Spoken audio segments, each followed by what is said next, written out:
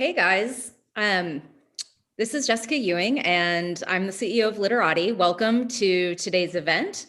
Today we are having a very special event of Literati Ask the Author, and we have with us Malala and Louise Brown, the author of the Dancing Girls of Lahore. So I founded Literati in part to have brilliant and interesting conversations about difficult topics. And today's conversation an interview between Malala and Louise is precisely why I started this company. And so I would like to just introduce you, Malala, and you, Louise. Thank you so much for being here with us. For those of you who don't know Malala, I think she requires no introduction, but she's our global activist for female education and the youngest Nobel Prize laureate ever, and the host of this wonderful book club. And with us, we have author Louise Brown today, the brilliant author of the bold and stunning book, The Dancing Girls of Lahore. So a little bit about Louise, for those who don't know her. She was previously a senior lecturer in sociology and Asian studies at the University of Birmingham. She now lives in Birmingham. She has traveled extensively in India and Pakistan, which is what formed the basis of this book. And she currently is working for the UK for the charity Women's Aid and the West Midlands Police and Crime Commissioner's Office on sex trafficking and modern slavery. This has been an incredible discussion throughout the month on the app, and the insights have been amazing. So very excited to be hosting this event. And Malala, I will turn the mic over to you. Thank you so much, Jess, for that warm introduction.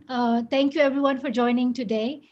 And thank you for also being the members of my book club. I am so excited and grateful for that. This is just our second month, but I'm so happy that you have all joined us here and are getting to know each other and discussing the books.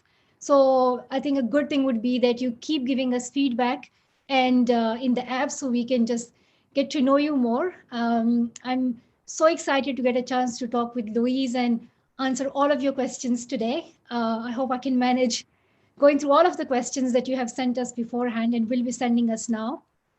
So here's the book, The Dancing Girls of Lahore, and it is one of my favorite books now. Thank you so much, Louise, for being such an amazing writer.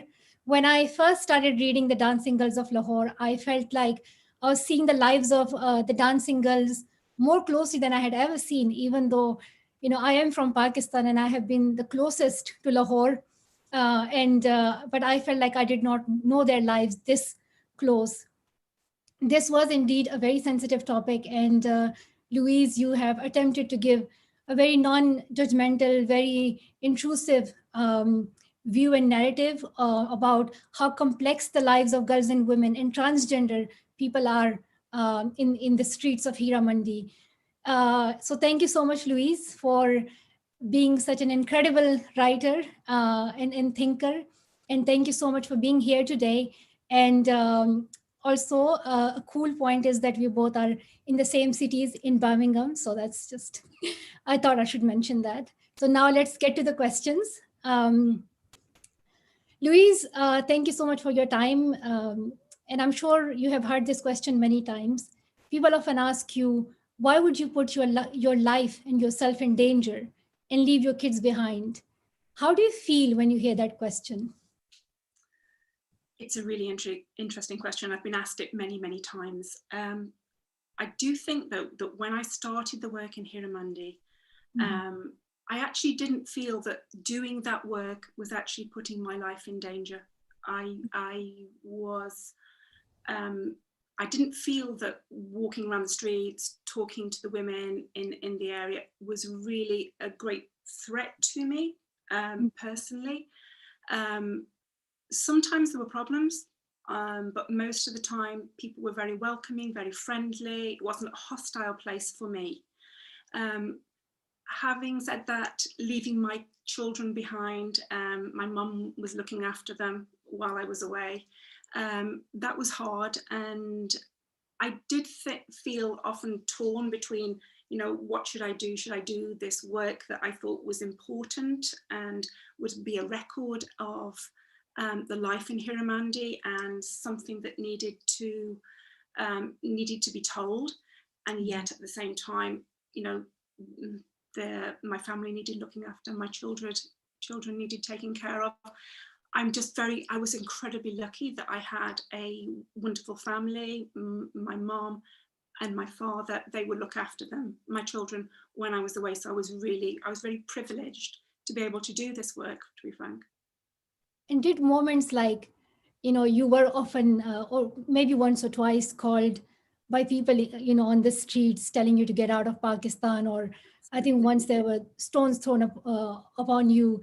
So were there moments when you were feeling that you should maybe stop this project or research, things that were putting you off from this work? Were there instances like that? And how did you cope with that? Okay. I think there was a really like a big change from when I started the work, which was sort of like 1999, to when I sort of like stopped going, which would be, I think, towards about 2009. There was a major change, so that at the start there was sometimes a little bit of antagonism because as a foreigner I was doing the wrong thing. So for example, I wouldn't wear my dupatta properly and it was sort of falling off, and I used to get sort of some criticism for this. And once I had a brick thrown at me because my dupatta had slipped, so I was showing my hair. But generally at the start of my work it was quite, I would say it was quite easy, but towards the end, I think the political situation had changed.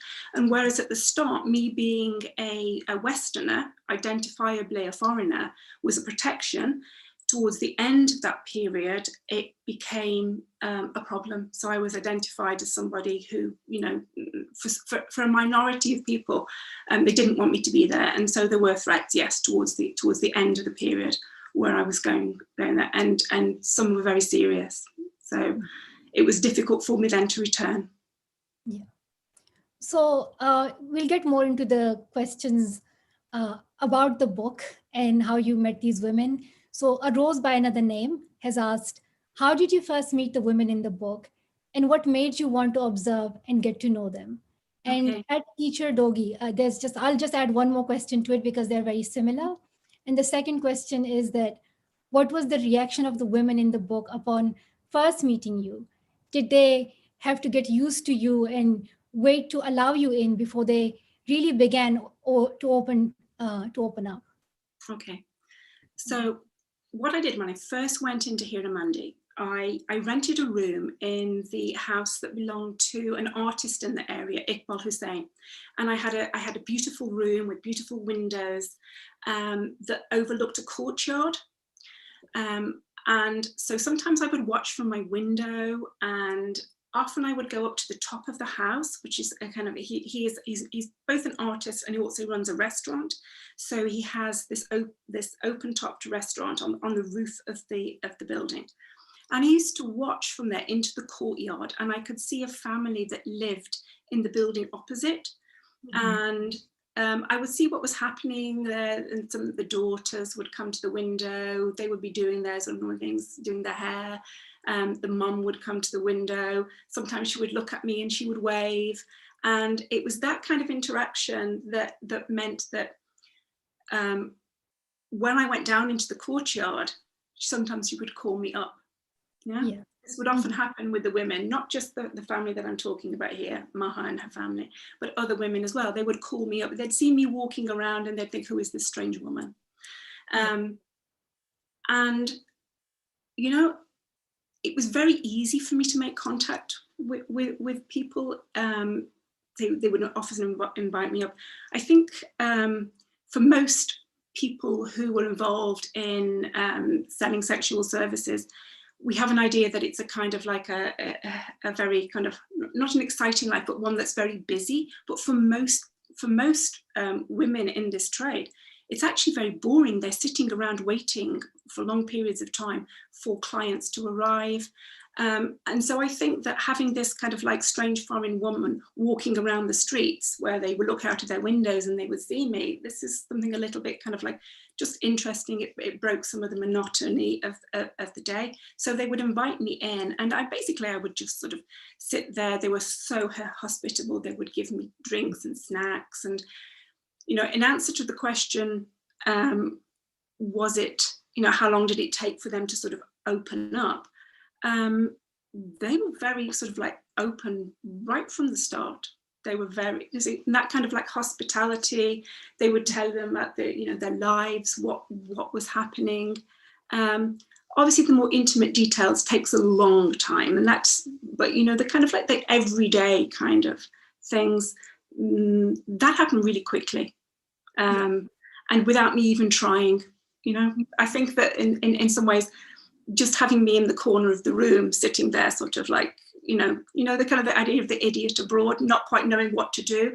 I think I was a bit of entertainment, frankly, for a lot of people. Yeah, yeah. So were you ever curious, you know, what built that trust among them? And, you know, did you ever try to find a reason for that? Was it because they felt comfortable with you, or they felt that somebody was finally taking interest in their stories? Have you ever had sort of that moment of thinking about this? Yeah, I think that for many of the women, they wanted to tell their stories. They were really keen to explain what had happened to them, and you know, about their lives, and especially about maybe a client or a husband or a lover who they were having difficulties with. They wanted to talk about it, just in a kind of almost like a kind of little. Sometimes it felt like a little bit like gossip, but also at the same time, I just think that they, for many women, it's quite just boring sitting there waiting for their clients to turn up, and so they were quite happy to tell me. And you know, sometimes I didn't even have to ask any questions. They would just tell me. Yeah, yeah. So, you know, this book was written, I think, almost 20 years ago. Yes, so and so long. a lot of us are curious what's happening now. And Ed Kali asks, what is Hiramandi like today? How has the neighborhood and Lahore itself changed in the last 15 years? Okay. I wish I could answer that question. When I started doing the work in the brothel quarter, I was aware that it was a time of transition, that basically the old way of living and doing business there was changing, and it felt almost like the end of an era. I was, you know, hearing from people who are, you know, been residents in the area for a long time, and them saying that, you know, this is the end of Hiramandi. So I was interested in doing it, not only to document the lives of the women, but also to document the kind of ending of an era of this particular place. Because I haven't been back for so long, I don't know how it's fared. I'm really hoping that I will be able to return, COVID permitting, next year, and to be able to see the place, you know, and to meet everybody again after a long period of time. And that will be, you know, wonderful, both emotionally, but also as a kind of, you know, to see what has changed in the district. I suspect that it will have changed a lot, but I don't know yet. Mm-hmm. So there's another question from Corey, and Corey's thanking you for writing this book. And Corey asks, in your research in other parts of the world, have there been any other girls or families you have become close to or stayed in touch with, as you did with Maha and her family? Can you tell us a little bit about them too? And also, are there any books that you would recommend on the same topic, but covering different parts of the world? Okay. So in terms of similar kind of families, I'm working now in the West Midlands, so the middle of the UK. And I'm meeting a lot of families from Romania, and particularly from the Roma community. And there are a number of those families that I've got to know quite well. And they seem very similar in terms of the structure and what they're doing to Maha and her family.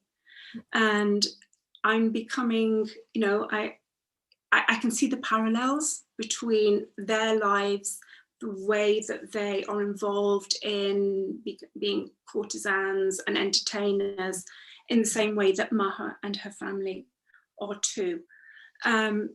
It's not exactly the same because there's not the same cultural tradition, but there are elements that are the same. Apart from that, there's nobody else that I've come across where I have known as much about their lives and how they live in a particular community as Maha and her family. But you know, the nearest is the Roma families who are actually living, you know, here in Birmingham, in, you know, very, very close to where I live. So you know, I'm not going to Pakistan to have to meet them. They're here, you know, literally 5 miles down the road. In terms of, you know, other work that's been written, I'm not aware of anything that is parallel to, and you can say that this is the same as Dancing Girls. Although there are a lot of academic books that are written about women in the sex trade throughout the world, but I don't know whether or not they would be considered the same as Dancing Girls, or, you know, in the same kind of territory. But there are, you know, I know books about, you know, women in Thailand, in Peru, for example, and also in Mexico. So moving on to the next question, William Golding has 2 questions, one for you and one for me. For you, William asks, what was the greatest lesson or teaching that you have learned from the Dancing Girls, and why? Oh my goodness, that's a really good question. Looks very simple, but it's hard and, you know, quite complicated, I guess. The greatest lesson, I think, is that never take anything at face value. When I went into Here on Monday, I had you know, as a kind of academic, you have a list of research questions. Yeah? And you think you're going to go in there and you're going to sort of like do some research and you're going to answer these questions, or hopefully answer the questions.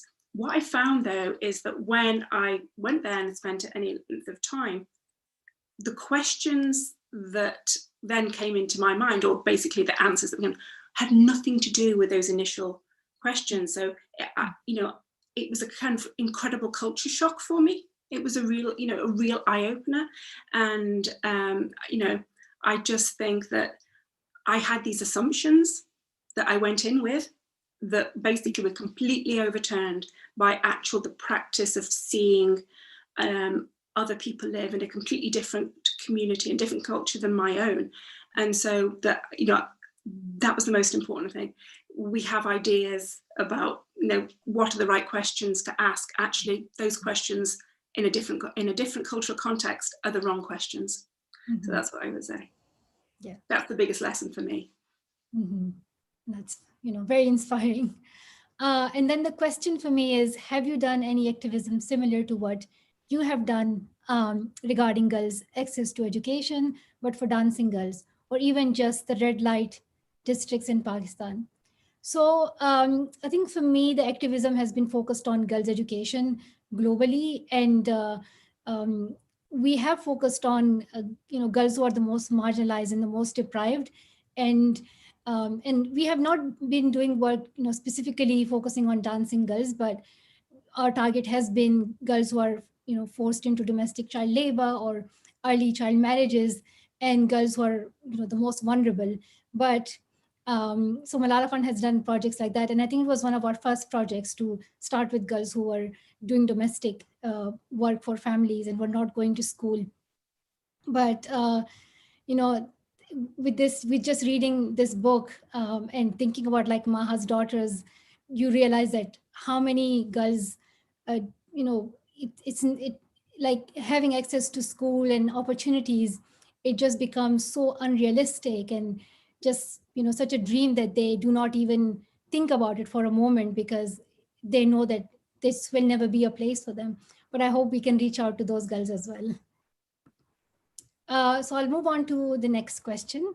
And Cody, I hope I'm pronouncing it correctly, wants to thank you, Louise, for giving your time.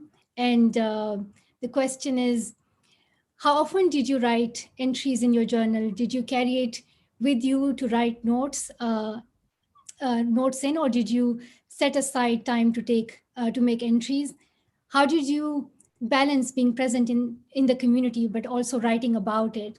Plus, what were the hardest parts of this book to write?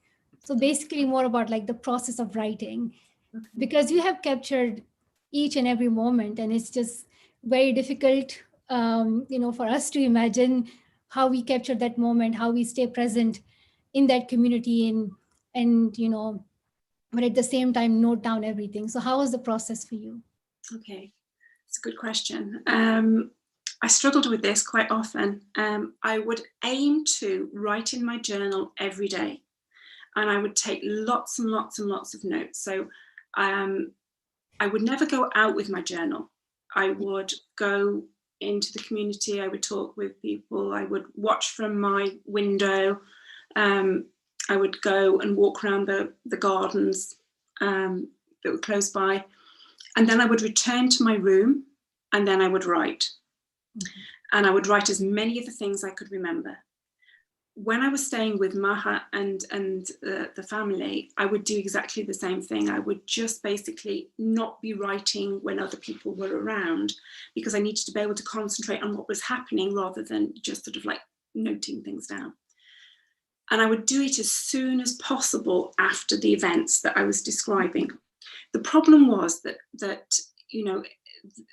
timetable of the day, it sort of varies. So it's not like, work finishes at certain sort of a time and then you can sort of like relax and write up your notes, because it's always ongoing. And often there'll be long periods in the day when nothing happens, and then in the evening and at night it's so busy, and I would have to then wait until the next day to write up the notes.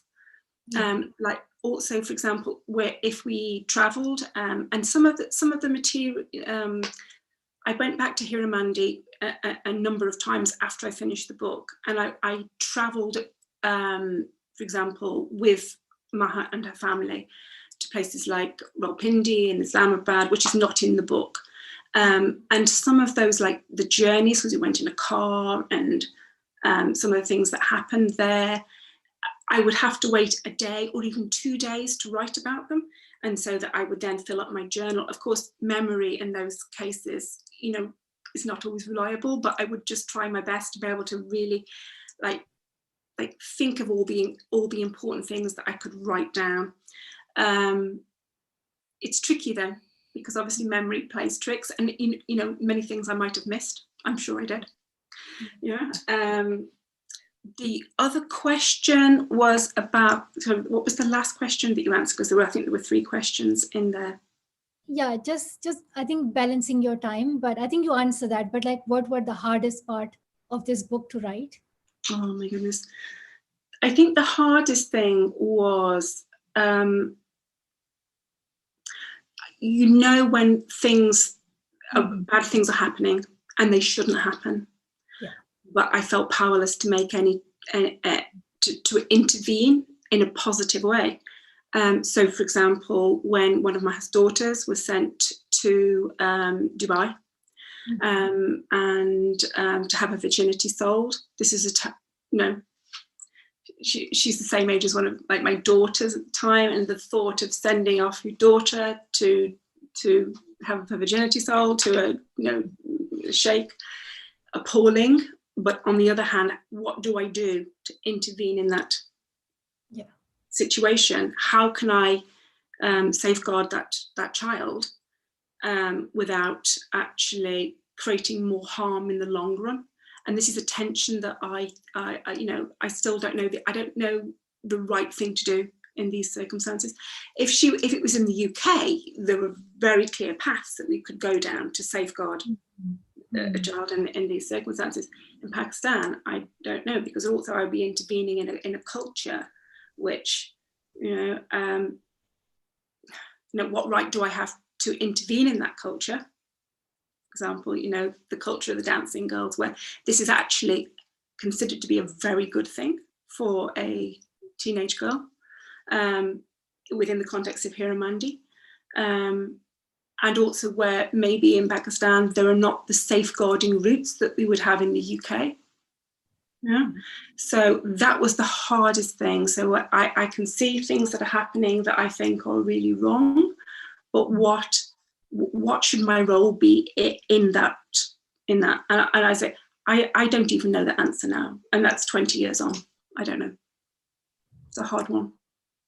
So I completely understand that. And there's like the next question is basically, sort of the same question again. And Sonia asked it because she's an anthropology student, but she's also an education equity activist. So she's sort of learning and a researcher, and she's the scientist, and then she's an activist as well. So she has to find a way to balance these two. So,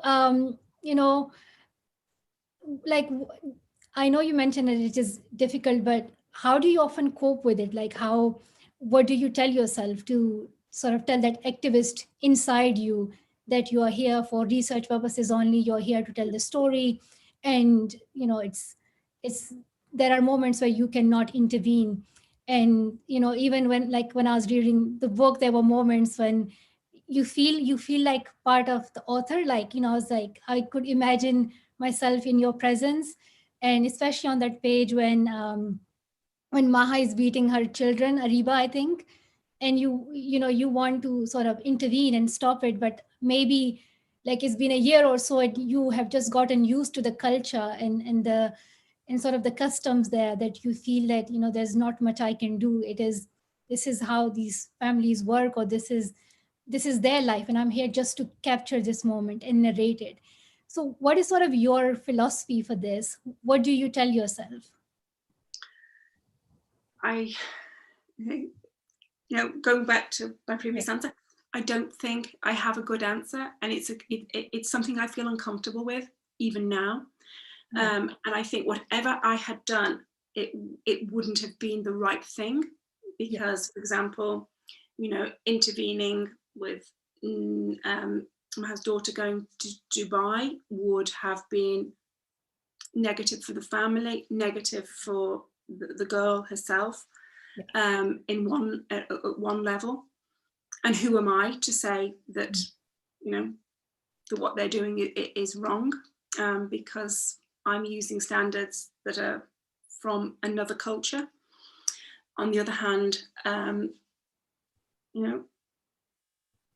something needed to be done, but it wasn't my place to do it. So I think one of the ways that I've tried to resolve this, and it's not the answer, is that in the work that I do now, I do something very similar, but in a kind of more kind of practical way. So I'm not researching now, I'm doing work within my local community, within Birmingham and the wider region, on trafficking of women and sexual exploitation. And I have some power to do something here.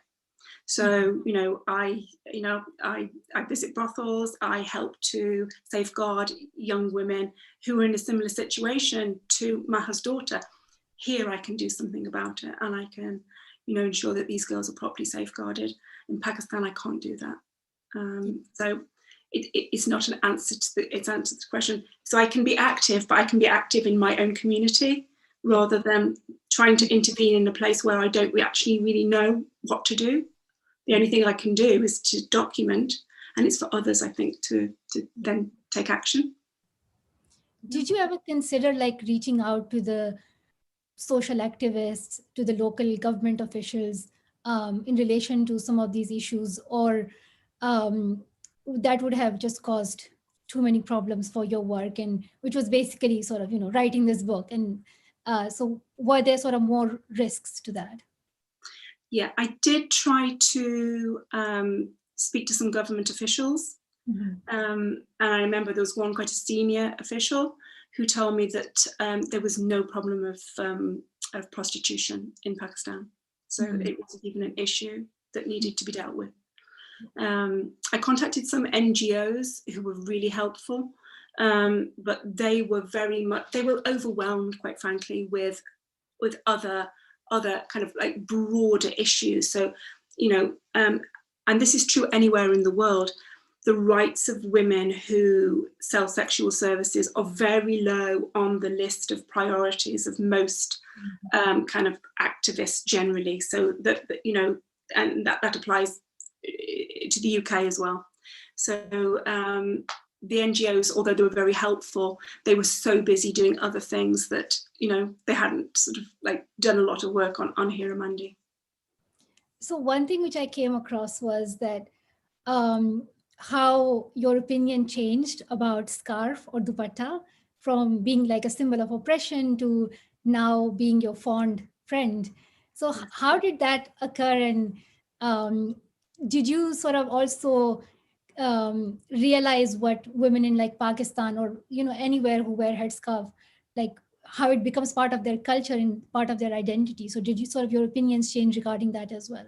Absolutely. When I first went to Pakistan, I did think the dupatta and burqa were not so much a sign of oppression, but definitely something that I wouldn't, ever want to embrace. I suppose you could say, yes, it is a sign of oppression. That's what I would have thought about 25, 30 years ago. Being in Pakistan, working in Hiramandi, wearing a dupatta was absolutely essential for me. And although it was really hard for me because there's an art to wearing a dupatta, it looks so stylish and elegant on most women. But for me, it was always like hanging off and like trailing around on the streets. But over a period of time, I got to sort of manage it a little bit better. And what it did was it allowed me to go into places that I wouldn't have been allowed to go to without wearing it, so that I could walk in the streets, and it gave me access to places that I couldn't have gone to without wearing it. Sometimes I would wear a burqa and I would have my face covered as well. That was particularly important for like when there were kind of religious occasions, when I would go with the women to be able to show respect. If I wasn't dressed like that, I wouldn't be able to participate.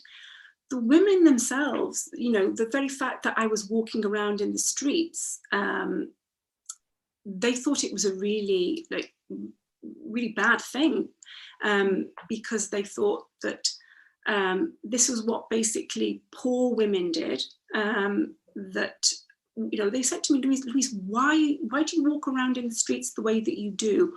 Why don't you stay inside more? Because that's protected. It's a kind of symbol, was like of luxury. So the whole idea of forms of purdah, of wearing either a dupatta or a burqa or staying inside the home more, those completely turned on their head as a result of working in Hiramandi. And I'm go back to Pakistan next year, God willing, I will be wearing my dupatta.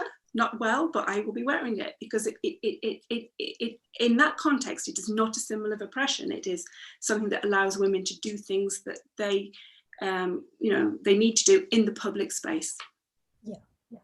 And you also mentioned that you visited shrines and you went to to the places where they worship Sufis and Sufi leaders. And so were there moments where you felt sort of the closest to faith? And how was it feeling like, to be an atheist on the one hand, but also see people having faiths, at their strongest, and you also sort of participating in their rituals and in their practices. So did you feel closer to it? Did that impact your own faith in any way?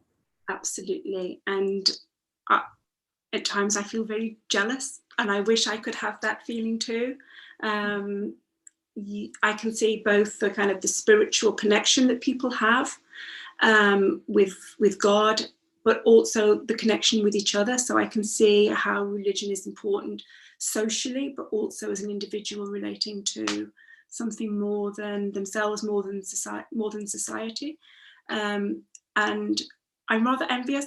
Yeah, so I did feel, for example, sometimes I would go and I would walk around the big mosque that's very close to Hiramandi. It's the most beautiful mosque.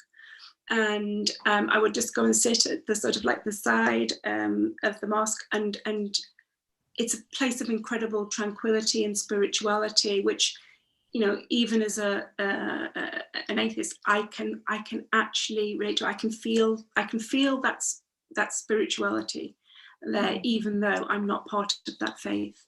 You know, it's also obviously incredibly important socially. You see the way that people bond through their religion, and the way that it helps to structure society. So that my experience of seeing religion when I went to Hiramandi and when we went to the shrines was a positive thing. It was a good thing. Yeah. And a lot of us are curious to know that once the book was published, how did the women in the book respond to it? Okay. Some of them didn't know anything about it. Yeah. Mm-hmm. Some of them did. Some of them were really happy. Yes. Some of them were not so happy. One of them asked me if I had written pornography about them. And this is really, and I went to Pakistan to try and say that I have not written pornography about you, but of course they can't read the book themselves, so they can't see that I haven't done that. So that was that's difficult, because I hope I've honoured the women that I've written about. Yeah. And how did you decide, and why did you decide to make it more a mainstream book rather than a research piece, rather than some academic work? Okay. I wanted to get the story across to a wider audience, because I think the story of the women of Hiramandi needs to be told, even though, you know, that story is told through the eyes of a foreigner, so that it's sort of like obviously a particular view of that world. So I really wanted to sort of like for more people to read it. Having said that, I have got the outline of an academic book that's been waiting for me to write, but it's been for a very long time, and I'm never sure. I'm not sure, but I'll get round to it. But maybe one day. Yeah. Yeah. And one of our readers, Vicky, has said that you remind him of this anthropologist Margaret Mead. So, like, how do you feel about that comparison, and who are your inspirations in this field? That's so hard. It's so difficult.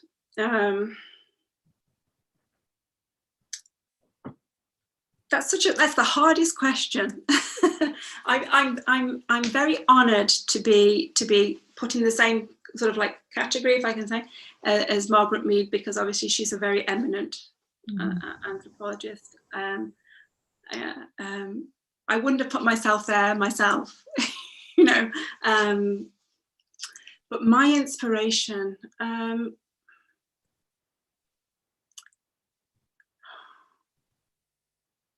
I think that my inspiration comes from like lots of different areas. So I can't say that there is one person, one author, one academic that would be someone that I would say I would want to be like. It's often the kind of unsung people, if you like, the people who tell the small stories. That really, you know, inspire me. Sometimes you'll just read a short piece about someone's experience. It could be a piece of travel writing.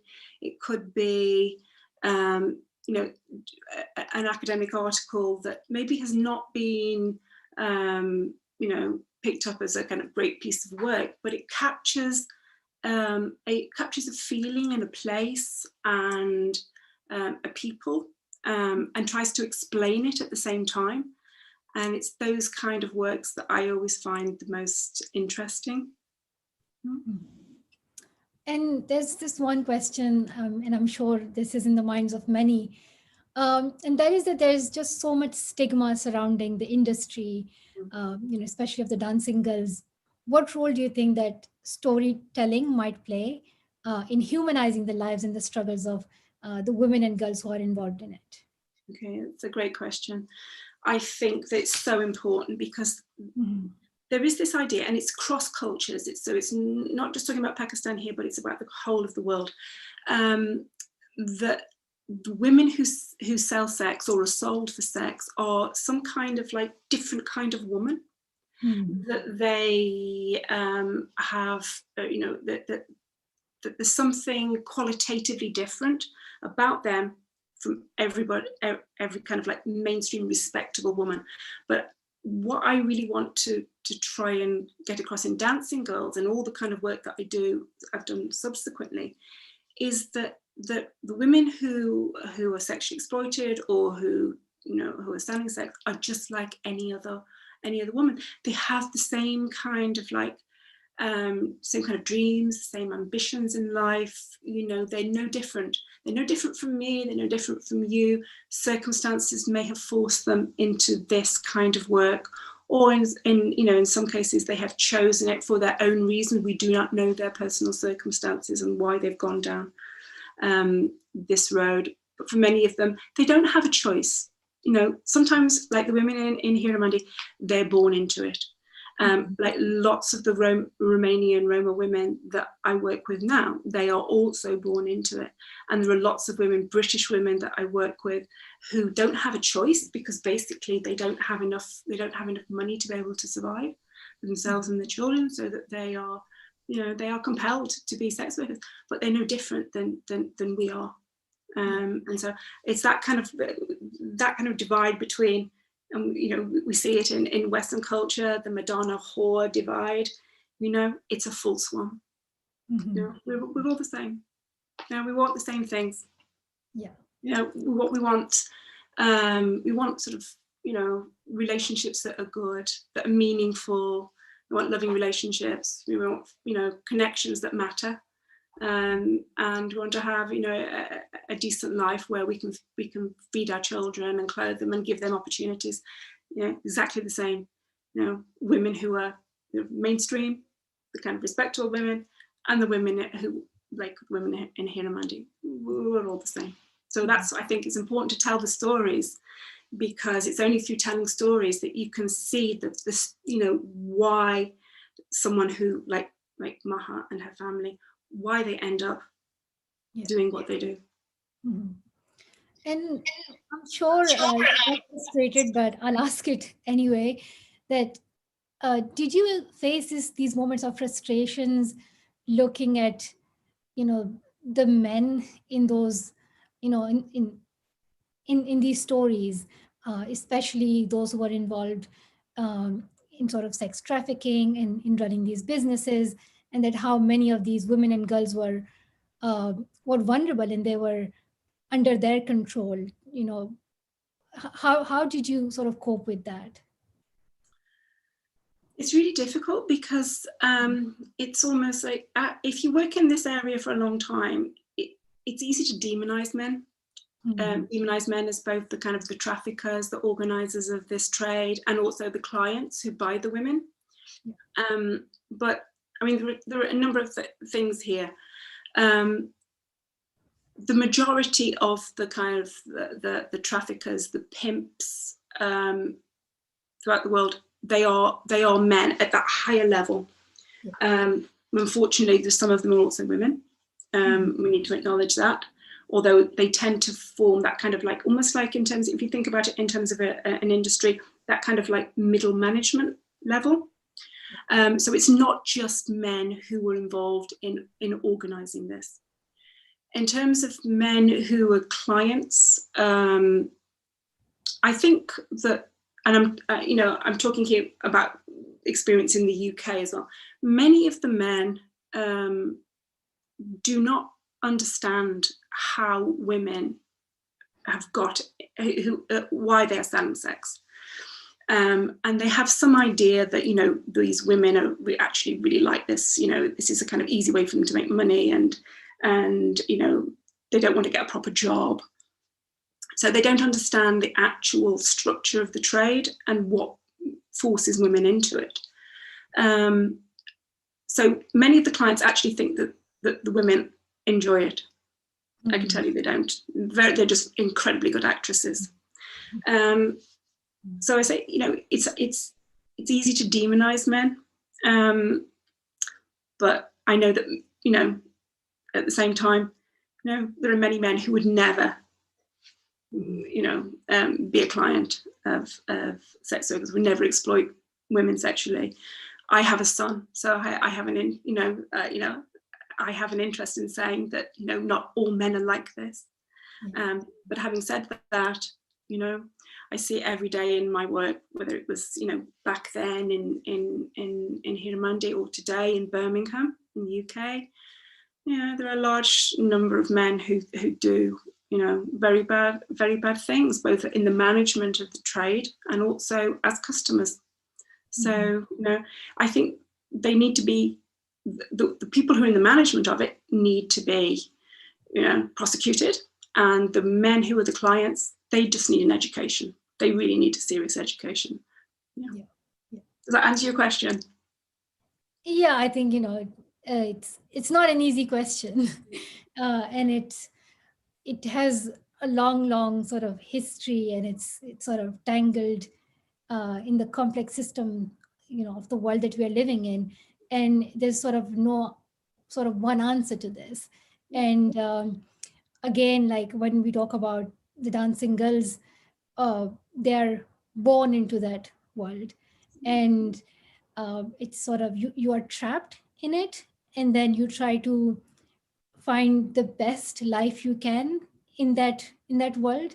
And you know, there were like in your book you mentioned how Maha would sort of, you know, be a bit frustrated with you, that why aren't you, you know, wearing jewelry and just you know, just showing that beauty of yours. And because sort of that was her ideal world, and that became her perfect world, that in the world that she was living in, that's what she wanted to achieve. So I think it's, you know, it's very complicated, and it's I wish we could sort of solve it you know, in sort of a second, but it's hard. And um, but again, you know, we hope for a fair system for all of them, that, you know, there's no abuse, no harassment, and that they can choose their own life, right? They can choose their own future. And I think that's, so nobody else decides for them, and they're not trapped into that. And you know, some of our readers are curious that if you go back to Lahore now and do your research in 2020, would you do it differently? And if you do, what would you do differently this time? Oh my goodness, it's such a good question. Because I think so much of what I would do would be influenced by the work that I'm doing now. I think that I would try to learn Urdu much better than I did. If I was writing about the families now, I would probably fictionalize it more.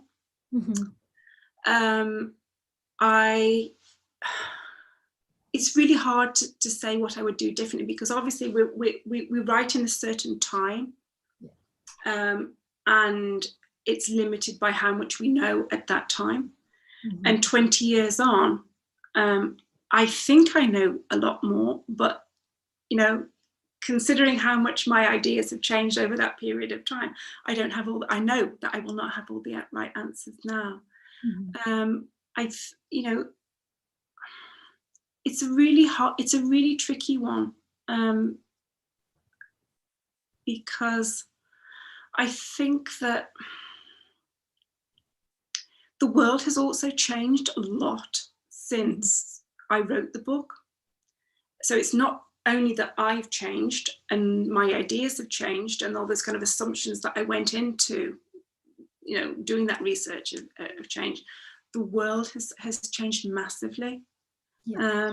And it's so much. When I first started the work, it was very clear that it was two separate worlds. There was Pakistan and then there was the UK. And whereas now it's a global world, we can get on, we can do FaceTime. I'm talking, talking to, you, I don't know whether you're still in Birmingham now or, where you are, or we're talking to people in the US. It was unimaginable when I started writing this book. So the world has shrunk. And I think that would play a big part in the way that I would look at what I was writing about, and the influence of things like social media, the internet, all that is different. And, I'm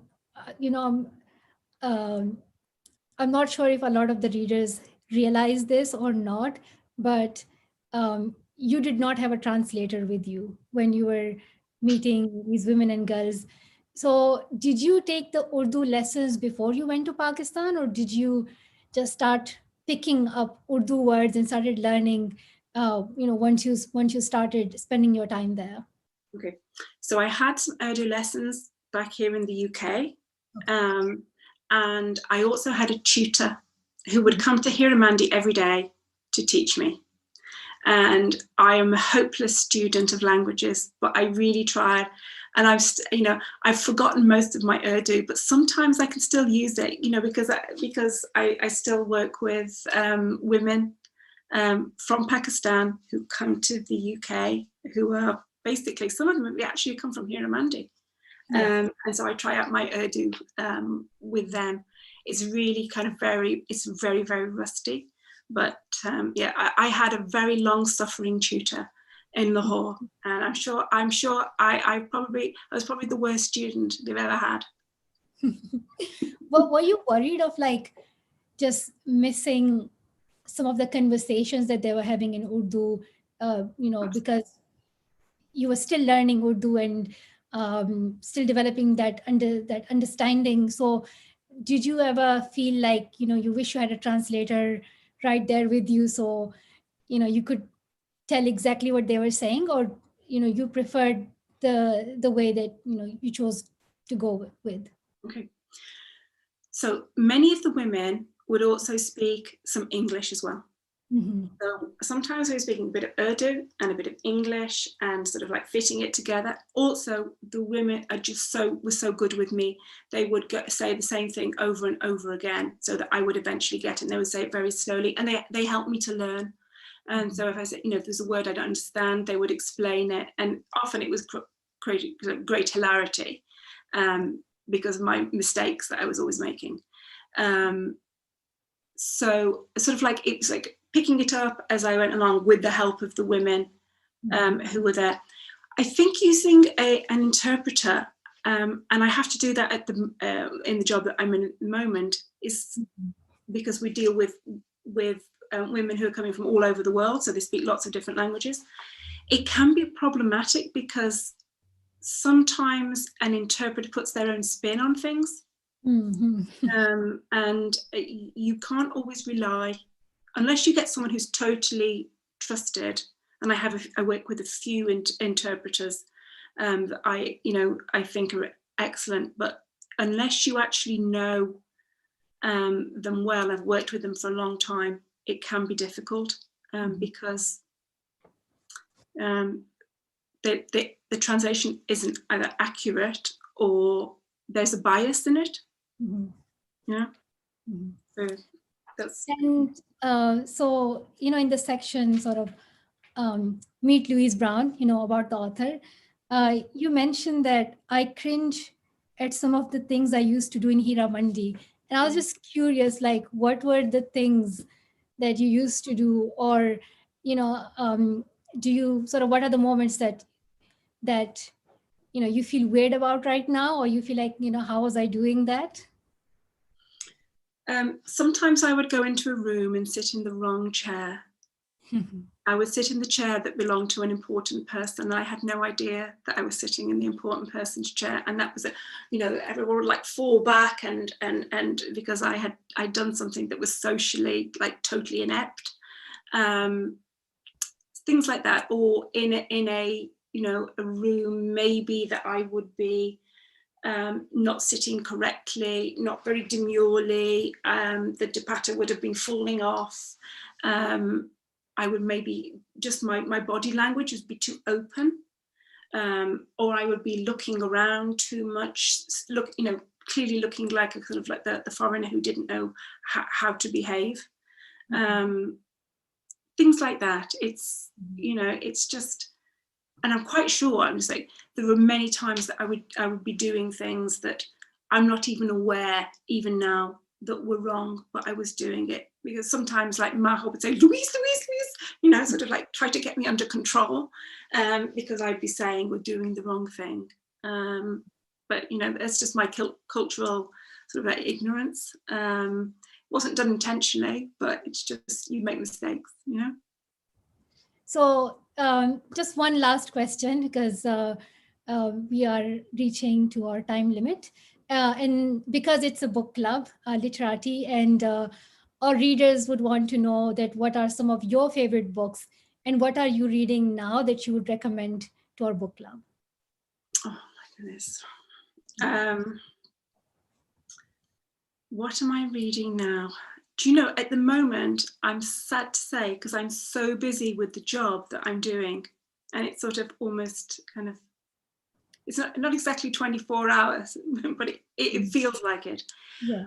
Reading would be a complete luxury for me. So I'm not reading anything sort of Any favorite book that you just recommend? The last one that I read was Margaret Atwood, The Testaments, which I just loved. And I loved The Handmaid's Tale when I read it, you know, in the 1980s. And I really enjoyed The Testaments. I thought that was absolutely great. Well, we'll take your recommendation. There's